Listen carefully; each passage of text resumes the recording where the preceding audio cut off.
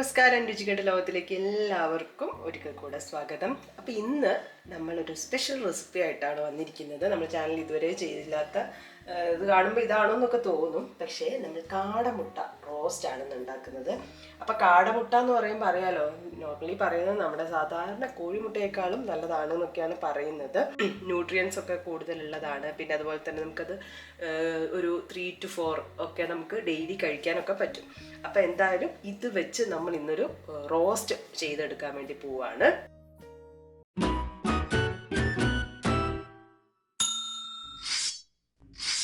അതിനെന്തൊക്കെയാണ് വേണ്ടതെന്ന് നോക്കാം.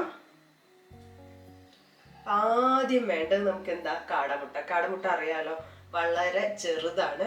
അപ്പം അതുപോലെ തന്നെ നമുക്കൊരു 4 or 5 ഒക്കെ എടുക്കാം, വലിയ ആൾക്കാർക്ക് കേട്ടോ. ചെറിയ കുട്ടികളാണെങ്കിൽ 1 or 2 ഒക്കെ കൊടുക്കാമെന്നാണ് പറയുന്നത്. അതായത് പ്രോട്ടീനും വൈറ്റമിനും B12 ഒക്കെ ഒരുപാടുള്ളതാണ്. അതുപോലെ തന്നെ ഇമ്മ്യൂണിറ്റിക്ക് വളരെ നല്ലതാണെന്നാണ് ഇത് പറയുന്നത്.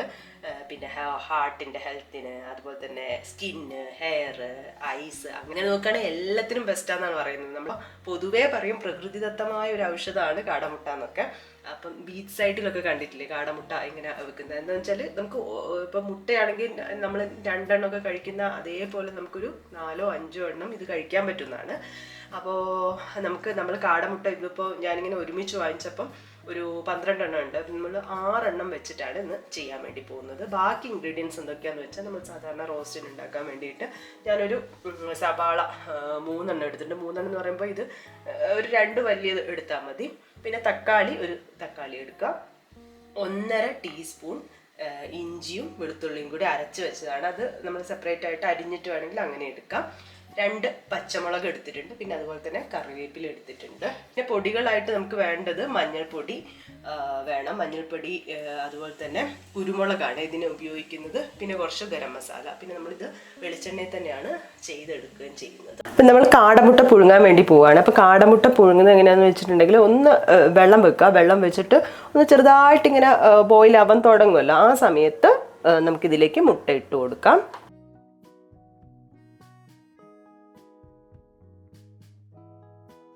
6 മുട്ടയാണ് നമ്മൾ പുഴുങ്ങാൻ വേണ്ടി പോകുന്നത്. ഇനി ഒരു 3.5 മിനിറ്റ് മുതൽ 4 മിനിറ്റ് വരെ ഇതൊന്ന് തിളച്ച് വരണം. അതായത് ഹാർഡ് ബോയിൽ ആവണമെന്നുണ്ടെങ്കിൽ, അതായത് മഞ്ഞ നല്ല ഹാർഡ് ആവണമെന്നുണ്ടെങ്കിൽ. ഇനി അത്ര വേണ്ടാന്നുണ്ടെങ്കിൽ ഒരു 2.5 മിനിറ്റ് കൊണ്ട് ആയി കിട്ടും.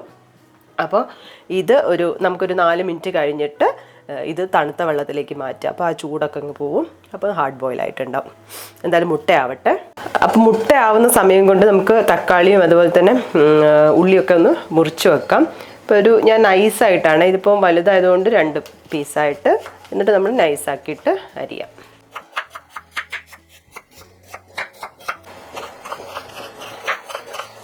അപ്പോൾ നമ്മൾ ഉള്ളി റോസ്റ്റ് ചെയ്യാൻ വേണ്ടിയിട്ട് പാൻ വെച്ച് ചൂടാക്കിയിട്ടുണ്ട്. ഇനി നമുക്ക് ഇതിലേക്ക് വെളിച്ചെണ്ണ ഒഴിച്ചു കൊടുക്കാം. എണ്ണ ചൂടായി വരുമ്പോൾ നമുക്ക് സവാള ഇട്ട് കൊടുക്കാം.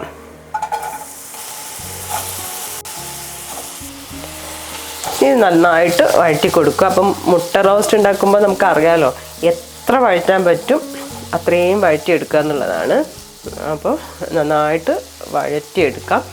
ശരിക്കും പറഞ്ഞാൽ ഓയിൽ കൂടുതൽ നമ്മൾ യൂസ് ചെയ്തിട്ടുണ്ടെങ്കിൽ വേഗം വഴറ്റിയെടുക്കാൻ പറ്റും. പിന്നെ നമ്മളിപ്പം കുറച്ച് ഹെൽത്തൊക്കെ എല്ലാവരും നോക്കുന്നതുകൊണ്ട് തന്നെ ഓയിലിൻ്റെ അളവൊക്കെ കുറച്ച് ഉപയോഗിക്കുന്നത് തന്നെയാണ് നല്ലത്. പിന്നെ എപ്പോഴെങ്കിലുമൊക്കെ ഉണ്ടാക്കുക, നല്ല ടേസ്റ്റായിട്ട് കഴിക്കുക എന്ന് പറയുമ്പോൾ കുറച്ച് ഓയിലൊക്കെ ഉപയോഗിക്കുന്നതിനെ കൊണ്ട് കുഴപ്പമില്ല. എപ്പോഴും ഡെയിലി എന്ന് പറഞ്ഞ പോലെ കുറയ്ക്കണമെന്നേ ഉള്ളൂ. അപ്പോൾ എന്തായാലും വഴന്ന് വരാൻ വേണ്ടിയിട്ട് കുറച്ച് ഉപ്പും കൂടെ ഇട്ട് കൊടുക്കാം. ഇപ്പം ഒന്ന് വാടി വരട്ടെ. ഉള്ളി ഒന്ന് വാടി വരുമ്പോൾ നമുക്കിതിലേക്ക് ഇഞ്ചി വെളുത്തുള്ളി പേസ്റ്റ് ചേർത്ത് കൊടുക്കാം. നേരത്തെ പറഞ്ഞതുപോലെ ഇപ്പോൾ പേസ്റ്റ് ആക്കിയിട്ട് അല്ലെങ്കിൽ ചെറുതായിട്ട് അരിഞ്ഞിട്ട് അങ്ങനെ ചേർത്ത് കൊടുത്താൽ മതി. ഇതിപ്പോൾ ഞാൻ കയ്യിലുള്ളത് കൊണ്ട് അങ്ങനെ ചേർത്തു എന്ന് മാത്രമേ ഉള്ളൂ. പിന്നെ ഇതിൻ്റെ പച്ചമണമൊക്കെ ഒന്ന് മാറി വരണം. ഇപ്പോൾ ഉള്ളി നന്നായിട്ട് വാടി വന്നിട്ടുണ്ട്. ഇനി നമ്മൾ ഇതിലേക്ക് പൊടികൾ ചേർത്ത് കൊടുക്കാൻ പോവാണ്. നമുക്കിതിലേക്ക് 1 ടീസ്പൂൺ മഞ്ഞൾപ്പൊടി ചേർത്ത് കൊടുക്കാം. ഇളക്കാണ്. ഇനി ഇതിലേക്ക് നമ്മൾ എടുത്തു വെച്ചിരിക്കുന്ന പച്ചമുളകും തക്കാളിയും കൂടെ ചേർത്ത് കൊടുക്കാം. കുറച്ച് കറിവേപ്പില. ഇനി ഇത് നന്നായിട്ട് വഴറ്റിയെടുക്കണം. തക്കാളി നല്ലപോലെ ഒന്ന് ഉടഞ്ഞ് കിട്ടണം. അതിനുശേഷം ലാസ്റ്റ് നമ്മൾ കുരുമുളക് ചേർക്കുന്നത്. ഇതിപ്പോൾ തക്കാളിയൊക്കെ നന്നായിട്ട് വാടി വന്നിട്ടുണ്ട്. ഇനി നമുക്കിതിലേക്ക് കുരുമുളക് ഇട്ട് കൊടുക്കാം. എരിവ് അനുസരിച്ച് ഇട്ട് കൊടുക്കാം. ഞാനൊരു 2 ടീസ്പൂൺ ഇട്ട് കൊടുക്കുന്നുണ്ട്. എന്നിട്ട് നമുക്ക് എരിവ് നോക്കിയിട്ട് ഇട്ട് കൊടുക്കാം.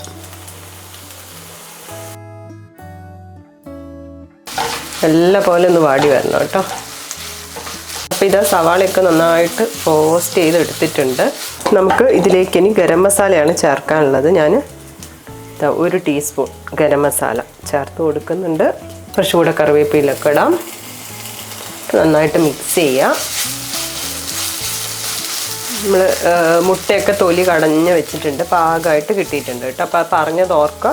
നല്ല തിളച്ച് വരുന്ന സമയത്ത് അതിലേക്ക് കാടമുട്ട ഇട്ട് ഒരു 3-4 മിനിറ്റ് കൊണ്ട് കുക്കായി വരും. അപ്പോൾ സ്റ്റോപ്പ് ചെയ്തിട്ട് തണുത്ത വെള്ളത്തിലേക്ക് തന്നെ ഒന്ന് ഇട്ട് കൊടുക്കുക കേട്ടോ. ചൂടൊക്കെ പോയിട്ടുണ്ടെങ്കിലാണ് പെട്ടെന്ന് പോകണം. അപ്പോൾ അങ്ങനെ ചെയ്തെടുത്താൽ മതി. അപ്പോൾ ഇത് മിക്സ് ആയിട്ടുണ്ട്. ഇനി നമുക്ക് ഇതിലേക്ക് മുട്ട ഇട്ട് കൊടുക്കാം. മുട്ട നമ്മൾ എടുത്ത് വെച്ചിട്ടുണ്ട്, തൊലിയൊക്കെ കളഞ്ഞിട്ട് ഇതിലേക്ക് ഇടുകയാണ്. മുട്ട ചേർത്തിട്ടുണ്ട്. ഇനി ഇങ്ങനെ നമ്മൾ സവാള വെച്ചിട്ട് കവർ ചെയ്തിട്ട് വെക്കാം. അപ്പോൾ ഇത് സവാളയൊക്കെ മുട്ടയുടെ മേലെ ഇടുക. അതിന് ശേഷം നമുക്കൊന്ന് കവർ ചെയ്ത് വെക്കാം. എന്നിട്ടൊരു 2 മിനിറ്റ്സ് ഒരു ലോ ഫ്ലെയിമിൽ, ഇങ്ങനെ അടി കരിഞ്ഞു പോകരുത്. കാരണം നമ്മൾ വെറും ഓയിലാണ് യൂസ് ചെയ്തത്. നമ്മുടെ മസാല ഉണ്ടല്ലോ, അതൊന്ന് മിക്സ് ആവാൻ വേണ്ടിയിട്ടാണ്. അത് കഴിഞ്ഞ് നമുക്ക് സ്റ്റവ് ഓഫ് ചെയ്തിട്ട് കഴിക്കാവുന്നതാണ്. അപ്പം നമ്മുടെ കാട മുട്ട റോസ്റ്റ് റെഡി ആയിട്ടുണ്ട്. എളുപ്പത്തിൽ ഉണ്ടാക്കിയെടുക്കാം.